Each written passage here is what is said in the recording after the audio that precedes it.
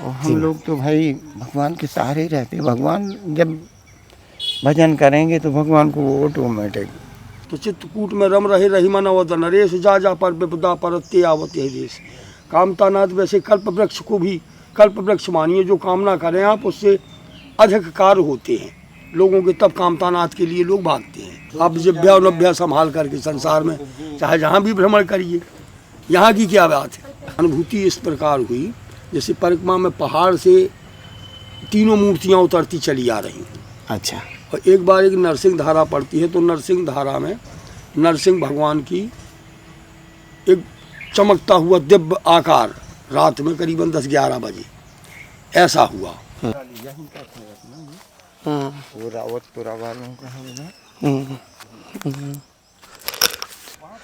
नमस्कार साथियों, आपका दोस्त, आपका भाई, आपका साथी, संतों के चरणों का दास, मैं कन्हैया शर्मा।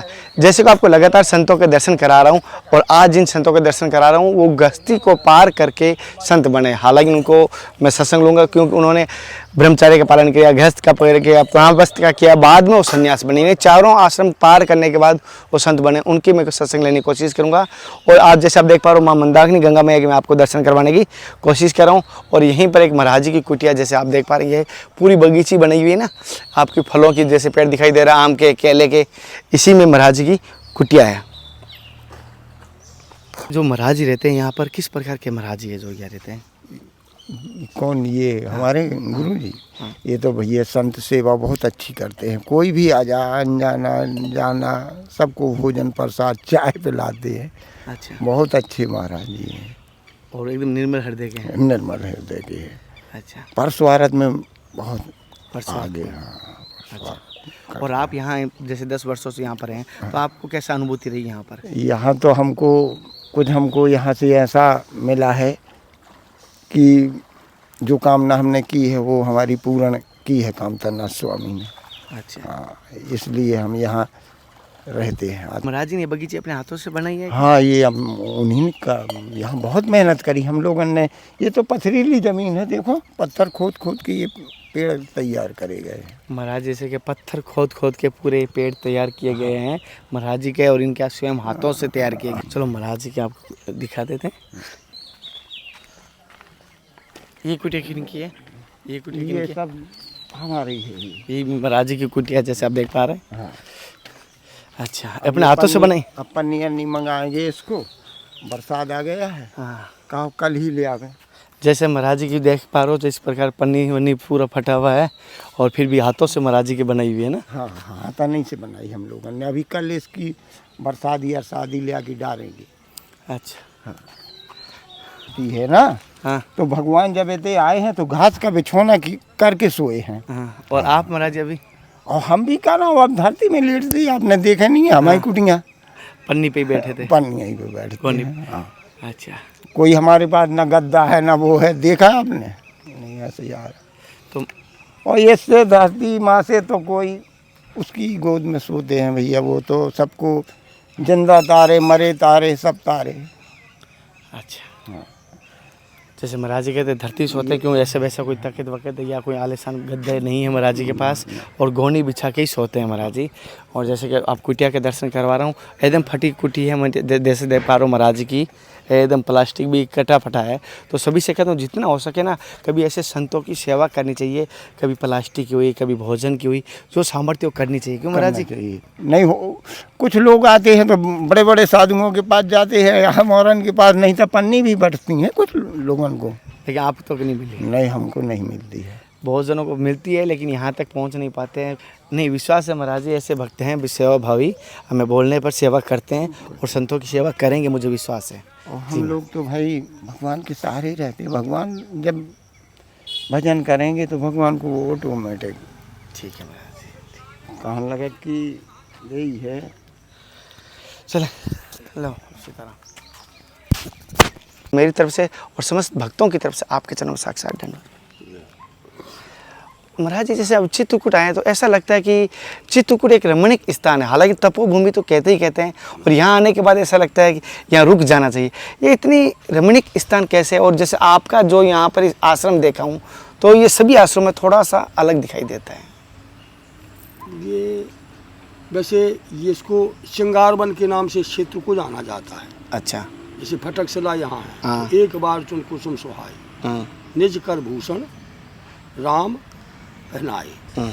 राम जी ने यहाँ जानकी जी का श्रृंगार किया था। अच्छा। तो ये श्रृंगारवन के नाम से जाना जाता है। बगल में यहाँ जानकी कुंड भी है, तो ये जानकी कुंड है। और मंदाकिनी मैया यहाँ किनारे से बह ही रही हैं। तो चित्रकूट की तो महिमा अमित बताई है, महामुनियों ने गाई है कभी। चित्रकूट महिमा अमित कहा महामुनि गाय। तो ये चित्रकूट की महिमा को तो अमित बताई है। यहाँ भगवान 14 साल यहाँ 12.5 साल 11 साल रहे और यहाँ विश्राम किया उन्होंने। सकल मुनि के आश्रम जाए जाए सुख दीन। तो यहाँ तो सब मुनियों संतों के यहाँ जा जा करके भगवान ने स्वयं सुख दिया। और यहाँ की तो बहुत महिमा है और ज़्यादा तो वैसे हम बोलते नहीं हैं। और महाराज जी आपका शुभ नाम? वैसे हमको श्री राम रगड़ा के नाम से जानते हैं, राम रगड़ा दास। अच्छा। हाँ। महाराज जी आप यहाँ पर इस जंगल में कब से हैं? यहाँ हमको लगभग 35 साल के लगभग हो गई। 35 वर्ष हो गए। यहाँ तो रहते रहते 20 साल हुए। यहाँ तो पड़े रहने का, चित्रकूट में रम रही मनवत नरेश। चित्रकूट में तो रुकने का महत्व है। अच्छा। हाँ, रुकिए आप, किसी का बुरा ना देखिए, उसका महत्व है। यहाँ तो रम रहिए आप। तो चित्रकूट में रम रही मनवत नरेश, जा जा पर विपदा परत्ते आवत यही देश। कामतानाथ वैसे कल्प वृक्ष को भी कल्प वृक्ष मानिए, जो कामना करें आप उससे अधिक कार्य होते हैं लोगों के, तब कामतानाथ के लिए लोग भागते हैं। और महाराज जी जैसे अगर चित्रकूट कोई साधक आए तो मेन, जैसे हालांकि सभी दर्शनीय स्थल है, लेकिन मेन कौन कौन से दर्शन करने चाहिए सभी भक्त को, गलती से भी चूकना नहीं चाहिए उस दर्शन में? देखो मेन दर्शन तो यहाँ के है मतगंज राजा के दर्शन जी। मतगंज राजा के दर्शन मेन है। अच्छा। यहाँ के कामतानाथ। और यदि मतगंज राजा के दर्शन नहीं किए तो आपका चित्रकूट का आना अधूरा मानिए। अच्छा, मेन उनका दर्शन करना चाहिए। राजा है वो यहाँ की। अच्छा। मतगंज स्वामी किस प्रकार रामघाट में पढ़ते हैं। नहीं, उनको किस प्रकार उनको राजा की पदवी मिली है, किस प्रकार यहाँ पर? वो शंकर जी थे। अच्छा। शंकर जी को मतगंज स्वामी के आधार में कहा जाता है। जैसे तो वो यहाँ के राजा थे। जब राम जी आए तो यहाँ रुके। रुकने के बाद में उन्होंने कहा भाई यहाँ के राजा से तो मिलना चाहिए। हाँ। तो लक्ष्मण जी को उन्होंने भेजा वहाँ। हाँ। मतगंज राजा के पास, शंकर जी के पास। तो उन्होंने लक्ष्मण जी, उनका मंगल भेष था, दिगंबर में थे। उन्होंने कि कहा जानत आनत हुई। तो लक्ष्मण जी ने ऐसे प्रणाम नहीं किया। उसी आधार से पूछा रहना चाहते हैं यहाँ और कहाँ रहें? तो उन्होंने अपनी निभ्या और जभ्या पकड़ के और ऐसे घूम गए चारों तरफ को। जब घूम गए और बस कुछ नहीं, चाहे जहाँ रहो तो बस चले गए। तो उन्होंने कहा कहाँ भेज दिया आपने? वहाँ गए तो अपनी जिभ्या पकड़ ली और नभ्या पकड़ ली, चारों तरफ घूम गए। इतना बताया उन्होंने। बोले सब तो बता दिया, अब क्या रह गया? हाँ, सब बता दिया। संसार में चाहे जहाँ रहिए आप जिभ्या और नभ्या संभाल करके संसार में चाहे जहाँ भी भ्रमण करिए। यहाँ की क्या बात है? ऐसा। बड़ी सुंदर बात कही है महाराज जी। जैसे एक चीज़ होती है, जैसे हम कोई कहीं पर भी संतों के पास जाते हैं तो कहते हैं कि संतों के दर्शन के हरि के फल मिल जाता है और भगवान तो स्वयं मिलते नहीं। तो भी एक बात होती है, हर इंसान की इच्छा होती है कि भगवान के दर्शन हो। कभी आपको यहाँ हनुमान जी के, राम जी के कभी दर्शन हुए यहाँ पर? हम लोगों को तो भाई दर्शन परिक्रमा में हमको हुई 1-2 बार। किस प्रकार अनुभूति हुई महाराज जी? अनुभूति इस प्रकार हुई, जैसे परिक्रमा में पहाड़ से 3 मूर्तियाँ उतरती चली आ रही हैं। अच्छा। और एक बार एक नरसिंह धारा पड़ती है, तो नरसिंह धारा में नरसिंह भगवान की एक चमकता हुआ दिव्य आकार रात में करीबन 10-11 बजे ऐसा हुआ। और यहाँ भी अनुभूत होती है आकार सा या शब्द सा कभी कभी आता है। हाँ, ऐसे दर्शन है ना, कोई हमारी बातचीत नहीं हुई। अच्छा। ऐसे दर्शन हो जाते हैं। और महाराज जी आप बचपन से बाल संत हैं या गृहस्थ का पालन करके? नहीं, हम गृहस्थ जीवन में रहे। हम तो वैसे राज ऋषि में से है। अच्छा। हाँ, गृहस्थ जीवन के। हाँ, गृहस्थ जीवन यहाँ रहने। तो महाराज जैसे 35 वर्ष हो गए आपको घर त्यागे हुए, तो कैसी अनुभूति रही इस मार्ग पर? क्या गृहस्थी से आप आए हो तो क्या आपको कभी लगता है कि गृहस्थी अच्छी थी या संन्यास लेने के बाद अच्छा है? देखिए, सेवा करो, अच्छे विचार हों आपके, तो गृहस्थ जीवन में भी ठीक है। वैराग्य, ये संत का भेष तो अति उत्तम है। बड़े अतिशय कृपा जब होती है परमात्मा की, तब ये भेष मिलता है। गुरुओं की कृपा हो जाए, परमात्मा की कृपा हो जाए, अतिशय कृपा राम की हुई तो पाँव दे यह मार्ग सोई। अच्छा, हाँ, जब अतिशय कृपा होती है तब ये। तो मतलब आपको इस मार्ग पर बाद आने के बाद ऐसा नहीं लगा वापस गृहस्थी अच्छी थी या ये? यहाँ जो इस भेष को लेने के बाद गृहस्थी की ओर जो जाते हैं उनको बहुत सारों को देखा है मैंने। नहीं तो वो उल्टा पड़ जाता है। घर का रहना घाट का नहीं, हाँ, वो उल्टा पड़ जाता है। ऐसी एक बार की कथा आती है, दंत कथाओं में है कि एक थे तो उन्होंने केवल संत का भेष लिया, संत का भेष लिया, तो उनके पुरखा जो नरक में पड़े हुए थे वो ऊपर आ गए। उनके पुरखा, बुजुर्ग पुरखा ऊपर आ गए, नरक से निकाल दिए गए। और कुछ दिन के बाद उन्होंने अपने उस भेष को त्याग दिया, गृहस्थी में फिर चले गए। और पुरखों को फिर वही यातना मिलने लगी। तो इस भेष को लेने के बाद में उल्टे कार्य करना, फिर से वापस हो जाना, तो ये तो पुरखों समेत के लिए, अपने लिए तो है ही है नुकसान। तो ये भेष लेने के बाद में ये भगवान का भेष है। महाराज एक साधक ने पूछा था, जैसे कोई कि एक साधक होता है जो नयुग है, जैसे हम हैं, कोई जैसे ब्रह्मचारी है, तो उस साधक की दिनचर्या किस प्रकार की होनी चाहिए और उसे किस प्रकार साधना करनी चाहिए नए साधक के लिए? नए साधक के लिए देखो, जो गुरु लोग बताएं उस पर चलना चाहिए। नए साधक को समय से जागना, समय से भजन, नियम मतलब जो समय हो कि 7 बजे जगना है, हमको फलाना पाठ करना है तो 7 ही बजे करना है।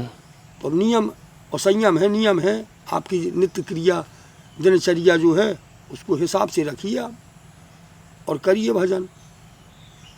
यहाँ से त्रिकूट में संत लोग ऐसे ही कर रहे हैं, जब तब करके अपना तन को कस रहे हैं।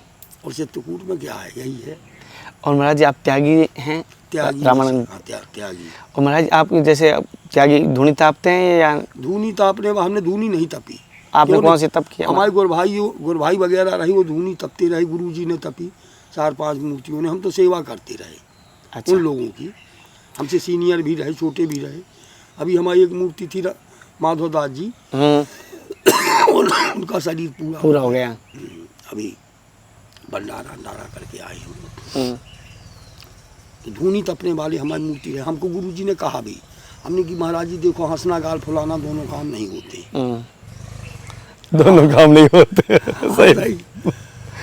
तो हमने कहा महाराज जी धूनी से मजबूर है भाई। देखो बच्चों की संगत है, धूनी 18 साल का कोर्स होता है। धूनी तो 1-2 दिन की थोड़ी होती है। इसका क्या कहते हैं, बसंत पंचमी से जेठ दशहरा तक धूनी तपी जाती है। और 18 साल का कोर्स होता है। 3 साल पंच, 3 साल पे सप्त, फिर 3 साल द्वादश, फिर 3 साल 84, 3 साल कोट, और फिर 3 साल खप्पर। 18 साल का कोर्स होता है। PhD मान लीजिए आप, LLB मान, जिन्होंने किया, या हमने तो भाई नहीं किया। अच्छा। सेवा करते रहे, जानकारी पूरी है। अच्छा। हाल टोटल सेवा करते रहे उन लोगों की धूनी में। महाराज जी जैसे कि एक चीज़ पूछ रहा था, जैसे हम साधक हैं, भजन माला कम कर पाते हैं और ओनली फॉर सेवा कर पाते हैं, क्या उससे भी भगवान की प्राप्ति हो जाए सेवा से? आप कह रहे हो वैसे? देखो, भगवान की प्राप्ति तो उनके शरणागति ही चले जाने से उनके बन गए हम। उल्टे काम ना करो, उल्टे काम ना करो तो भगवान की प्राप्ति है आप। अच्छा। हैं, हम तो ऐसे ही मानते हैं, सेवा करिए, मानव सेवा, संत सेवा, अतिथि सेवा, ये सेवाएं हैं। तो हमारा तो भैया यही है। कोई आया तो अपना जो हमारे पास व्यवस्था है, आइए, वेलकम हो, जाइए भीड़ कम। जी जी, ऐसा रहता है बात। अच्छा। महाराज जी जैसे एक चीज़ आपसे जानना चाहता हूँ, जैसे कोई भी भजन माला करते हैं, कोई इस नियम होता है या गुरु मंत्र कितने ज़्यादा करना चाहिए या नाम जप पे कोई नियम लेना चाहिए, कितनी माला करनी चाहिए कम से कम अगर कोई करना चाहे? जैसे साधु लोग 27,000 माला तो जपते ही हैं, जपना चाहिए उनको 27,000 गुरु मंत्र लेकर के। हाँ 27,000 हाँ मंत्र का जाप, और नहीं तो मंत्र का राम नाम का जाप तो अखंड चलता ही रहता है, अखंड है। और अनुष्ठान भी करते हैं संत लोग, जिनसे जो बन जाए। वैसे अधिक से अधिक समय उसी में, जैसे बैरागी ले लिया तो अधिक से अधिक समय उसी में रहना चाहिए। जैसे महाराज जी मैंने आपको भी देखा है और भी संतों को देखा है कि आप भंडारे आए दिन करवाते रहते हैं संतों का भोजन प्रसाद, तो इस भंडारे का क्या उद्देश्य रहता है, क्या फल होता रहता है इस भंडारे का आप संतों का जब करवाते देखो हैं? भंडारा का तो ये है कि संतों का भंडारा करवाया, संत लोग अपना भजन कर रहे हैं, उससे कुछ अंश मिलता है।